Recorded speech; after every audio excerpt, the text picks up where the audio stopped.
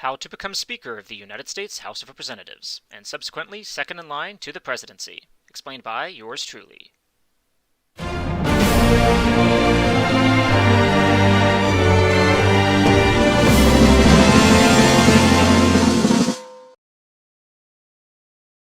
So, you want to become Speaker of the House. What does this job entail, you may ask? Well, if elected, you will become the most powerful individual in one half of the legislative branch of the federal government. You get a fancy gavel with the ability to preside over sessions of the House of Representatives. You may appoint committees and committee members in the House to do your bidding. You get to decide on what legislation even comes to the House floor for a vote. And you get some of the most desired office space in the Capitol building. Oh, and did I mention you are second in line to the presidency if, say, something happened to POTUS and the Veep? So, how do you become Speaker of the House? You may think this prestigious title requires a prestigious resume, and while this is technically true in actuality, no resume is constitutionally required. Simply put, all you need is a majority of the members of the House to vote you in. In fact, you don't even have to be an elected member of Congress. But not so fast. In practice, the Speaker of the House is traditionally the leader of the majority party in the House. And because we live in a super democratic two-party system, this has always been the leader of the House Democratic Caucus or the House Republican Conference, depending on whichever party holds the most seats. If you live outside of the US, like say in the UK or Canada, this is typically how your Prime Minister is chosen. So you want to rise the ranks and become the third most powerful individual in the United States. So what do? First, you must run for Congress, being a member of either the Democratic or Republican parties. Think your congressional district is too far left or too far right for you to get in?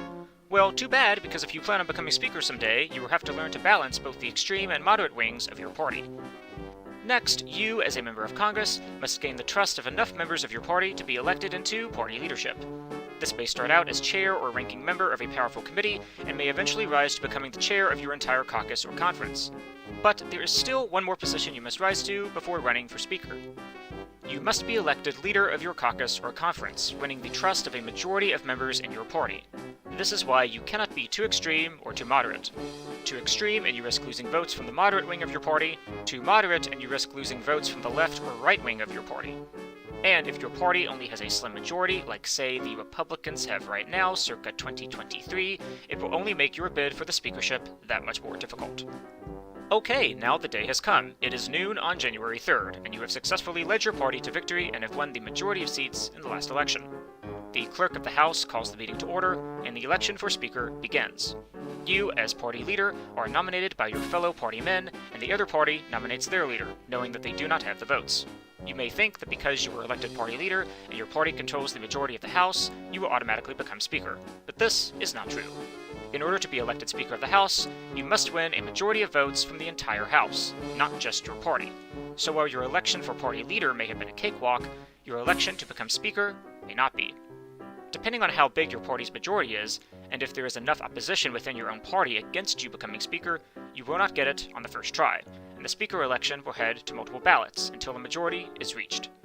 This is the state the House of Representatives is in right now, again circa January 2023. Republican Conference leader Kevin McCarthy does not have the trust of enough members in his own party to become Speaker, and until there is one elected, nothing in the House can get done. No committees can be formed, no bills can be passed, in fact, no members of the House can even be sworn in, and are instead referred to as congressmen and women-elect. McCarthy has lost numerous bids to become Speaker on multiple ballots, so unless McCarthy cuts a deal with Republicans or can win over the support of a few moderate Democrats, the House of Representatives is essentially non-existent.